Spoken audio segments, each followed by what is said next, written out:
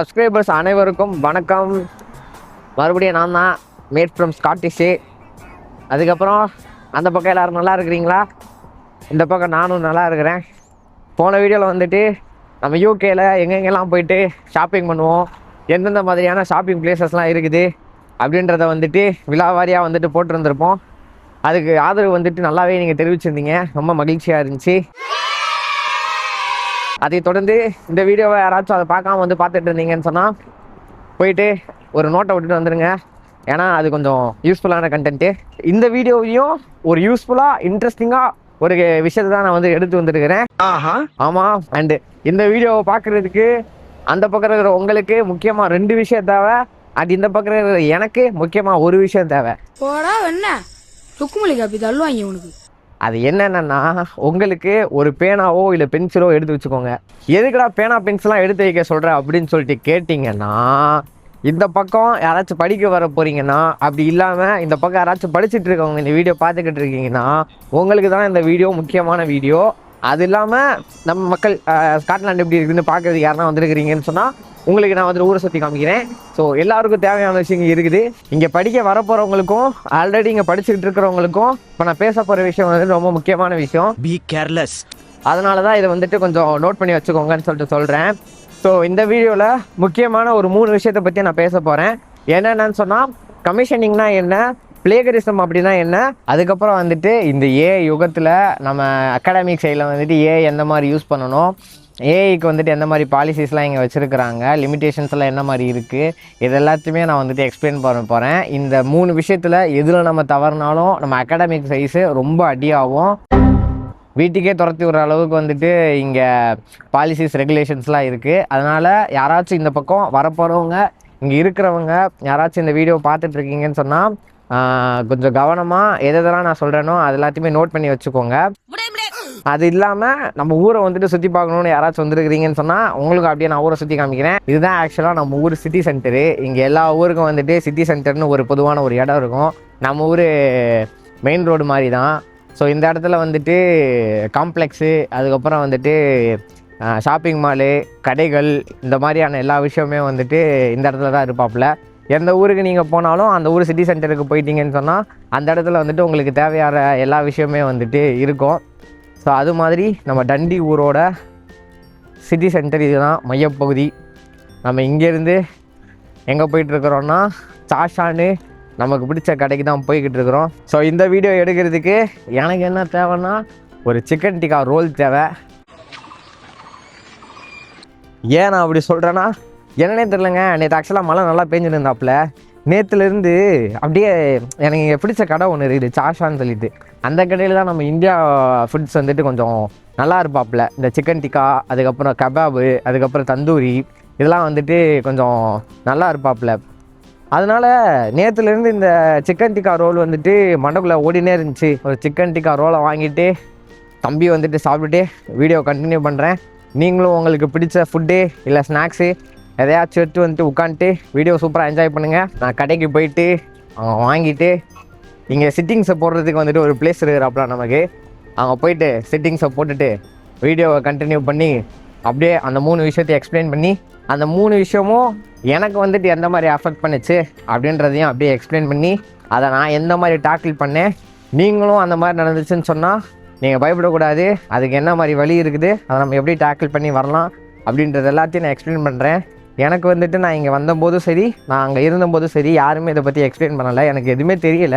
எனக்கு சடனாக அப்படி ஒரு விஷயம் நடந்ததுக்கப்புறம் சீரியஸாகவே ஒரு மாதிரி ரொம்ப பிளாக் ஆகிடுச்சு. ஏன்னா அது வந்துட்டு அவ்வளோ ரொம்ப பெரிய விஷயம் எங்கே. அதனால தான் நம்ம எக்ஸ்பிளைன் பண்ணியே ஆகணும் அப்படின்னு சொல்லிட்டு நான் எக்ஸ்பிளைன் பண்ணிட்டு இருக்கிறேன்.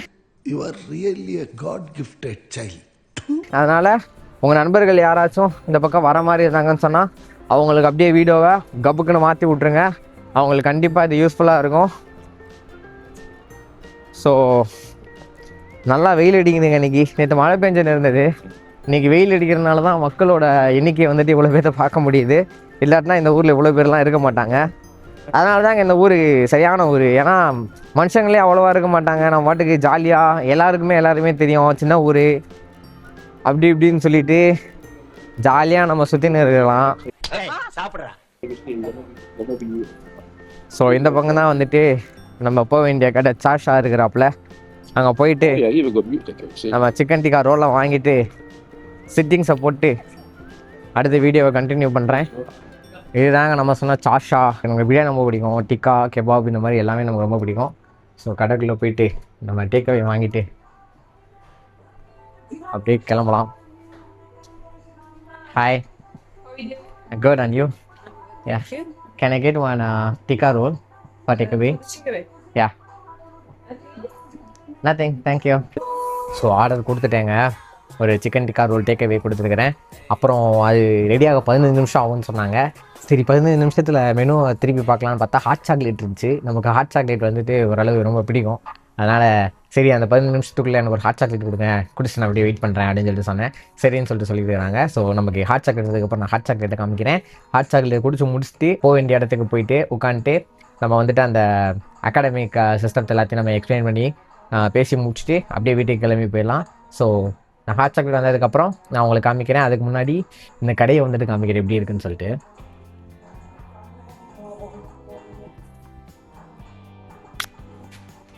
நீங்கள் பார்த்தீங்கனாலே தெரியும், அப்படியே பேக்ரவுண்டில் வந்துட்டு ஒரு ஹிந்தி பாட்டு ஓடின்னு இருப்பாப்புல. இங்கே அப்படி தான் இந்தியன் கடைனாலே, டிப்பிக்கலாக இந்தியன் கடைனாலே இங்கே வந்துட்டு பாலிவுட் சாங்கு, அதுக்கப்புறம் வந்துட்டு இது நம்ம ஊர் கலரு இதெல்லாமே இருக்கும். இதெல்லாம் இருந்துச்சுன்னு சொன்னால் நம்ம ஊர் டிப்பிக்கலாக நம்ம ஊர் கடை அப்படின்னு அர்த்தம். ஸோ இங்கே மேக்ஸிமம் இங்கே இருக்கிற இந்தியன் ஸ்டோர்ஸ் எல்லாத்துலேயுமே வந்துட்டு இந்த மாதிரி தான் இருக்கும். அப்புறம் இங்கே பாருங்க, நம்ம இந்த வீடியோஸ் எல்லாம் பார்ப்போம்ல நம்ம ஊரில் இந்த கரெக்ட் சாயம் வந்துட்டு பாட்டில் கொடுப்பானுங்க, அது மாதிரி இங்கேயும் எடுத்து வந்துட்டாங்க. அதுதான் எல்லா இடத்துலையும் நம்ம நண்பர்கள் தான் கலக்குறாங்க. சரி, நான் ஹாட் சாக்லேட் வந்ததுக்கப்புறம் ஹாட் சாக்லேட்டை காமிச்சிட்டு அப்புறம் டேக்அவே வாங்கிட்டு கிளம்புவோம்.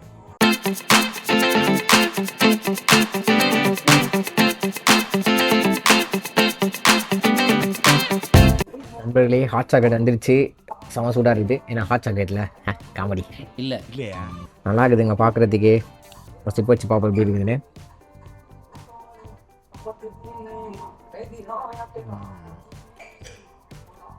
நல்லா இருக்குதுங்க. நம்ம ஊரில் கிடைக்கிற மாதிரி இல்லை, கொஞ்சம் டிஃப்ரெண்ட்டாக இருக்குது. இந்த ஊருக்கு வித்தியாசம் தெரியணும்ல அப்படின்ற மாதிரி. ஸோ எனக்கு யூஸ்வலாகவே ஹாட் சாக்லேட் ரொம்ப பிடிக்கும். எனக்கு இதுவும் ரொம்ப பிடிச்சிருக்குது. டிக்காவை வந்துட்டு கொண்டு போய் சாப்பிட்டு பார்த்துட்டு எப்படி இருக்குதுன்னு சொல்கிறேன். முடிச்சுட்டு அந்த பிளேஸுக்கு போயிட்டு நான் திரும்பி வரேன். டாட்டா. அவ்வளோதாங்க, ஹாட் சாக்லேட் குடிச்சாச்சு. நம்ம ஆர்டர் பண்ணியிருந்த டிக்கா ரோலும் வந்துடுச்சு. ஜாலியாக போயிட்டு சாப்பிட வேண்டியதுதான். இப்போ நான் ஆக்சுவலாக வந்துட்டு இந்த ஊர் பக்கம் இருக்கிற ஆத்தங்கரை பக்கமாக போய்கிட்டு இருக்கிறேன். ரிவர் சைடுன்னு சொல்லுவாங்கள்ல, ஸோ அந்த பக்கமாக போய்கிட்டு இருக்கிறேன். இன்றைக்கி மக்கள் நடமாட்டம் வந்துட்டு கொஞ்சம் ஜாஸ்தியாகவே இருக்குதுங்க. சந்தோஷமாக இருக்குது பார்க்குறதுக்கு. ஏன்னா வெயில் அடித்தா தான் இங்கே வந்துட்டு மக்களே வருவாங்க. ஏன்னா இங்கே அவ்வளோவாலாம் மனுஷங்களை வந்துட்டு பார்க்க முடியாது. எப்போயாச்சும் தான் அந்த மாதிரி மனுஷங்க வந்துட்டு வெளியே சுற்றுவாங்க. அதனால் ஒரு மாதிரி நல்லா இருக்குது. இங்கே வந்துட்டு இப்போ நம்ம போகிற இடம் வந்துட்டு ஒரு மாதிரி சின்ன பார்க் மாதிரி இருக்கும். எனக்கு அங்கே வெயில் அடிக்கும் போது உட்கார்றதுக்கு ரொம்ப பிடிக்கும். ஆனால் வெயில் கொஞ்சம் கொஞ்சமாக கம்மியாகிறாப்புல. ஏன் அப்படி நடக்குதுன்னு தெரியலை. ஏன்னா வெயில் அடித்தா தான் நல்லாயிருக்கும். ஹாட் சாக்லேட் நல்லா இருந்துச்சுங்க, சூப்பராக இருந்துச்சு. எனக்கு ஹாட் சாக்லேட் நல்லா ரொம்ப பிடிக்கும். அதுவும் இங்கே சூப்பராக வச்சுருந்தாங்க. நான் ஃபஸ்ட்டு சிப்பே வந்துட்டு நல்லா இருந்துச்சுன்னு சொல்லிட்டு செகண்ட் சிப் வந்துட்டு பெருசாக ஊதாமல் நான் பாட்டுக்கு கபக்குன்னு அடிச்சிட்டேன். நாக்கு பொத்து போயிடுச்சு. இது 2 நாளைக்கு எது சாப்பிட்டாலும் இரிட்டேட்டாக இருக்கும். உங்களுக்கு யாருக்காச்சும் அந்த மாதிரி நடக்குமா? அப்புறம் சண்டைக்கு வருவீங்க. நாக்கு இருக்கிற யாருக்கானாலும் அப்படி தானே நடக்கும். ஏதாச்சும் ஒன்று பேசிகிட்டு இருக்காதா இலே அப்படின்னு சொல்லுவீங்க. உண்மைதான். ஆனால் நம்ம நாக்கு இன்னும் கொஞ்சம் ரொம்ப சென்சிட்டிவ். ரொம்ப சூடெலாம் வந்து இது பண்ண மாட்டேன். டீ காஃபி எதுவாக இருந்தாலும் நல்லா ஆற வச்சு தான் குடிச்சு பழக்கம் நமக்கு. அதனால் கொஞ்சம் சூடாக இருந்தால் கூட நாக்கு சீக்கிரமாக பொத்து போயிடுறாப்புல. நான் சொன்ன இடம் இதுதான். இங்கே போயிட்டு உட்காந்துட்டு நம்ம வீடியோவை கண்டினியூ பண்ணலாம். நீங்கள் இங்கிலாண்டில் போனீங்கன்னு வச்சுக்கோங்களேன், இந்த மாதிரி மெயின் ரோட்டில் எல்லா இடத்துலையுமே வந்துட்டு அவங்க கவுன்சிலேருந்து ஆட்கள் வந்துட்டு க்ளீன் பண்ணுறதுக்கு எப்பயுமே இருந்துகிட்டே இருப்பாங்க. க்ளீன் பண்ணிகிட்டே இருப்பாங்க. எல்லா இடத்துலையுமே வந்துட்டு ஆட்கள் இருந்துகிட்டே இருப்பாங்க. நீங்கள் ரோட்டில் வந்துட்டு ஏதாச்சும் குப்பை போடுறீங்களா இது எல்லாத்தையுமே பார்த்துட்டேவும் உங்களுக்கு ஃபைன் எப்படா போடலாம் அப்படின்னு சொல்லிட்டு அப்படியே கழுகு மாதிரி காத்துன்னு இருப்பானுங்க. ஆனால் இங்கே நீங்கள் பாருங்களேன், அந்த மாதிரி நீங்கள் யாரையுமே பார்க்க முடியாது. ரோடு வந்துட்டு ஓரளவுக்கு நீட்டாக க்ளீனாக வச்சுக்குவாங்க. எனக்கு ஏன்னு தெரியல, ஒரு வேளை இங்கே இந்தியன்ஸ் வந்துட்டு கம்மியாக இருக்கிறதுனாலையான்னு எனக்கு தெரியல. நான் ஏதோ டிஸ்கிரிமினேட் பண்ணுறேன்னு நினைக்க வேணாம், ஆனால் அதான் உண்மை. நீங்களே நிறையா வீடியோஸில் பார்த்துட்டு இருப்பீங்க. இந்தியன்ஸ் இருக்கிற ஏரியாவில் தான் வந்துட்டு இந்த பான் மசாலா இதெல்லாம் நிறையா போட்டு சப்பாக துப்பி வச்சுருந்துருப்பாங்க. நீங்கள் இங்கிலாந்துலேயுமே மோஸ்ட்லி இந்த இந்தியன் இருக்கிற ஏரியாஸில் வந்துட்டு கவுன்சில் பர்சன்ஸ் வந்துட்டு அதிகமாக இருப்பாங்க. குப்பை அள்ளுறதுக்கு, அதுக்கப்புறம் ஃபைன் போடுறதுக்கு, இதுக்கெலாம் வந்துட்டு மனுஷங்க ஜாஸ்தி இருப்பாங்க. ஸோ இதை நான் ஏதோ இதுக்காண்டி சொல்லலை, உண்மையாலுமே வந்துட்டு இங்கே இருக்கிற நிலவரம் அதுதான். யாருன்னா இங்கிலாந்து பக்கம்லாம் இப்போ யூனிவர்சிட்டி போட்டிருக்கீங்கன்னா கொஞ்சம் மனசில் வச்சுக்கோங்க. அங்கெல்லாம் அப்படி தான். சின்ன துண்டு பேப்பர் நீங்கள் ரோட்டில் வந்துட்டு உங்களுக்கு தெரியாமையே கீழே விழுந்திருந்தாலும் 100 பவுண்ட்ஸ் ஃபைன் போடுவானுங்க. 100 பவுண்ட்ஸோ 110 பவுண்ட்ஸோ. என் ஃப்ரெண்டுக்கெல்லாம் விழுந்துருக்குது. பல்லிலிருந்து ஏதோ ஒரு சின்ன கறி துண்டை வந்துட்டு கீழே தூக்கி போட்டதுக்கு அவனுக்கும் 110 பவுண்டு. ஒழுங்காக கட்டுறியா இல்லை ஜெயிலுக்கு போறியான்னு கேட்பானுங்க. ஜெயிலுக்கு இல்லை, கோர்ட்டுக்கு போய் கட்டணும். அதனால இந்த மாதிரி விஷயம்லாம் இங்கே இருக்குது. வர போகிறவங்க ஜாக்கிரதையாக வாங்க. நம்ம இங்கே உட்காரலாம்னு நினைக்கிறேன். ஆனால் உண்மையிலேயே இந்த இடம்லாம் கப்புள்ஸ் எல்லாம் யாராச்சும் வந்தீங்கன்னா அப்படியே என்ஜாய் பண்ணலாம். நான் ஒத்தையில வந்துட்டு அங்கிட்ட இங்கிட்ட சுற்றிக்கிட்டு இருக்கிறேன். என்ன பண்ணுறது, நமக்கு பார்த்தது அவ்வளோதான். வாய்ப்பில்லை ராஜா, வாய்ப்பில்லை. சரி, ஓகே. இப்போ நம்ம எதை பேச வந்தோமோ அதை பேச ஸ்டார்ட் பண்ணிடலாமா? அதுக்கு நம்ம ரோல் எடுத்துக்குவோம். உங்களுக்கும் முன்னாடியே சொன்ன மாதிரி தண்ணி எட்டு வரலையே, சரி வீட்டில் போய் குடிச்சுக்கலாம். அப்புறம் நான் முன்னாடியே சொன்ன மாதிரி ஒழுங்காக நீங்களும் போயிட்டு உங்களுக்கு பிடிச்ச சாப்பாடு எடுத்து வந்து உட்காந்துக்கோங்க. அதுக்கப்புறம் எனக்கு வயிறு வெளி வந்துச்சுன்னா உங்களை தான் சொல்லுவேன். ஒரு மாதிரி வாய் வந்துட்டு ட்ரூலிங் ஆகிறோம். நமக்கு இதெல்லாம் பிடிக்கும், அதனால தான். ஆனால் எப்போ நம்ம ஊரில் இருக்கும்போது இந்த ஷவர்மா வருமானு சாப்பிட்டு ஆட கடவுளே பறக்குதுங்க.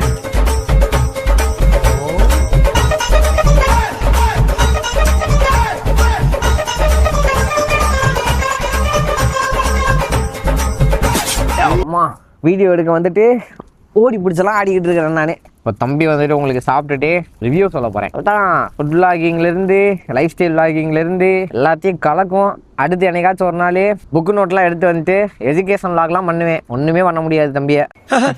சார் எஜுகேஷன் நோ தப்பான பக்கம் ஓப்பன் பண்ணிட்டேன்னு நினைக்கிறேன். ஆனால் இந்த பக்கம் தான் ஃபீலிங் அதிகமாக இருக்கிறான். நீ காற்று ரொம்ப ஜாஸ்தியாக இருக்கிறான். எப்பயும் டிஷ்யூ பேப்பர்லேருந்து எல்லாமே வச்சு கொடுப்பாங்க. ஆனால் அந்த அக்கா நமக்கு தெரிஞ்ச அக்கான்றனால அவன் ஒன்றும் வைக்காமல் கொடுத்துச்சு. பார்த்தீங்களா, நான் வேறங்க ஷூட் பண்ணாமே நான் பாட்டுக்கு வீடியோ எடுத்துருக்கேன். ஐயோ கடவுளே, எப்போ தான் நான் ஒரு விளாகர் ஆவேனே தெரில. பின்ன ஆக்சுவலாக நான் சாப்பிட்டுட்டேன், ஃபஸ்ட் பைட் எடுத்துட்டேன். இதான் நமக்கு கொடுத்துருக்கிற டிக்கா ரோலு. சூப்பராக இருக்கிறான். எனக்கு ரொம்ப பிடிச்சனால தான் அந்த கடையில் நான் போய் வாங்குறதுனால சொல்கிறதுக்கு ஒன்றும் இல்லை.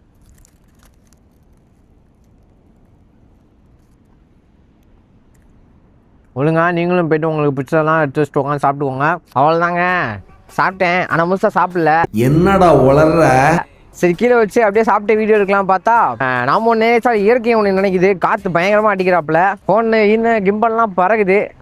நம்மளால் சமாளிக்க முடியல. அதான் மறுபடியும் கையில் எடுத்தாச்சு. முன்னாடியே சொல்லியிருந்த மாதிரி இப்போ நம்ம எதை பற்றி பேச போகிறோம்? 3 முக்கியமான விஷயங்கள். அதில் ஃபஸ்ட்டு விஷயம் என்னதுன்னா கமிஷனிங்.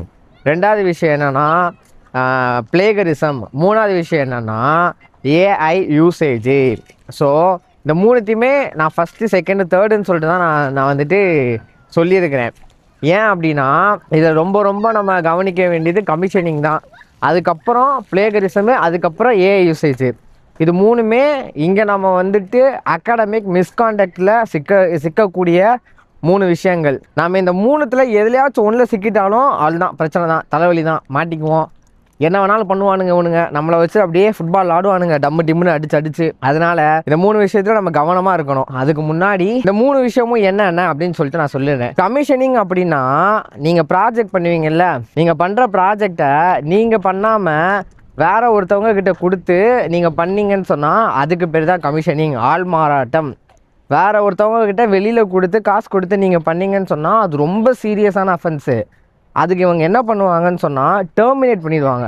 யோசிக்க மாட்டாங்க. வந்துட்டு நீங்கள் இன்வால்வ் ஆகிருக்கிறீங்க, கமிஷனிங் பண்ணியிருக்கிறீங்க அப்படின்னு சொன்னால் அவங்க உங்களை யோசிக்காமல் டெர்மினேட் பண்ணிவிடுவாங்க கோர்ஸை. அவள் தான், நீங்கள் கண்டினியூ பண்ண முடியாது கோர்ஸை. நீங்கள் என்ன சொல்கிறீங்க, ஏது சொல்கிறீங்க, எதையுமே கேட்க மாட்டாங்க. அவ்வளோதான், நீங்கள் கட்டின காசு, நீங்கள் வந்தது எல்லாமே வேஸ்ட்டு. பிளேகரிசம் நிறையா பேர் வந்துட்டு இந்த டேர்மை யூஸ் பண்ணி நீங்கள் கேட்டிருந்துருப்பீங்க. இந்த யூகேயில் வந்துட்டு இந்த ஸ்டடி ஓரியன்டாக வந்துட்டு வீடியோஸ் போடுற இன்ஃப்ளூயன்சர்ஸ் வந்துட்டு பேசி நீங்கள் கேள்விப்பட்டிருப்பீங்க பிளேகரிசம்னு. பிளேகரிசம் அப்படின்னா என்னன்னா ஒருத்தவனை பார்த்துட்டு அப்படியே காப்பி அடிக்கிறது மாதிரி.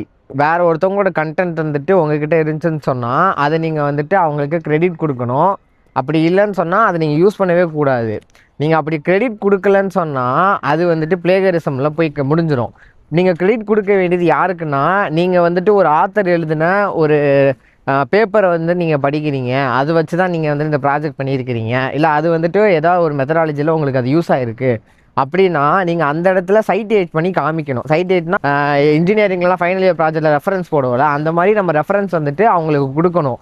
அந்த மாதிரி கிரெடிட் கொடுக்காம, அது இல்லாமல் இன்னொரு கணக்கு இருக்குது, அது கொஞ்சம் மோசமான கணக்கு அண்ட் முக்கியமான கணக்கு.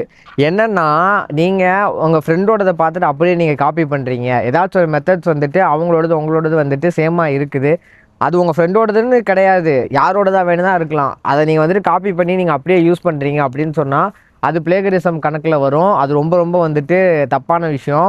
பிளேகரிசமும் வந்துட்டு ரொம்ப எஃபெக்டிவான ஒரு இஷ்யூ தான் இங்கே. கமிஷனிங்க்கு அப்புறம் பிளேகரிசம்னு வச்சுக்கலாம். பிளேகரிசமில் வந்து நீங்கள் மாட்டிக்கிட்டீங்கன்னு சொன்னால் உங்களுக்கு என்ன நடக்கும்னு சொன்னால், நீங்கள் எந்த மாடியூலில் வந்துட்டு, மாடியூல்னால் சப்ஜெக்ட்டு, நீங்கள் எந்த சப்ஜெக்டில் வந்துட்டு பிளேகரிசம் யூஸ் பண்ணியிருக்கீங்கன்னு சொல்லிட்டு கன்ஃபார்ம் ஆகிருக்கோ அந்த மாடியூல் வந்துட்டு உங்களுக்கு ஃபெயில் பண்ணிவிடுவாங்க. இருக்கிற ஒரு ஸ்டூடெண்ட்டாக இருந்தான்னு சொன்னால் அவனுக்கு ஒரு பிரச்சனையும் கிடையாது. ஏன்னா ஒரு மாடியூல் தான் ஃபெயில் ஆகிருக்குது, அவன் வந்துட்டு அடுத்த இதை வந்துட்டு இது பண்ணிட்டு போயிடலாம். ஆனால் நம்மளை மாதிரி ஸ்டூடெண்ட்ஸுக்கு வந்துட்டு, இன்டர்நேஷ்னல் ஸ்டூடெண்ட்ஸுக்கு வந்துட்டு இது எப்படி அப்படியே மாறும்னா, நீங்கள் ஒரு மாடியூல் ஃபெயில் ஆகிட்டீங்க, உங்களால் அந்த மாடியூல் வந்து ரீவிசிட் பண்ண முடியாது. ரீவிசிட் பண்ண முடியாதுன்னா திரும்பி உங்களால் எழுத முடியாது அப்படின்னு சொன்னால் உங்களுக்கு ஆட்டோமேட்டிக்காக வந்துட்டு எம்எஸ்சி டிகிரி வந்துட்டு டீக்ரேட் ஆயிரும். அதாவது போஸ்ட் கிராஜுவேட் வந்துட்டு டிப்ளமா வந்துட்டு கம்மியாகிடும். ஸோ டிப்ளமோ வந்துச்சுன்னு சொன்னால் உங்களுக்கு ஆப்வியஸாக வந்துட்டு போஸ்ட் ஸ்டடி வீசா உங்களுக்கு கிடைக்காது. ஸோ நீங்கள் வந்துட்டு உங்கள் ஸ்டடீஸை கண்டினியூ பண்ணுவீங்க.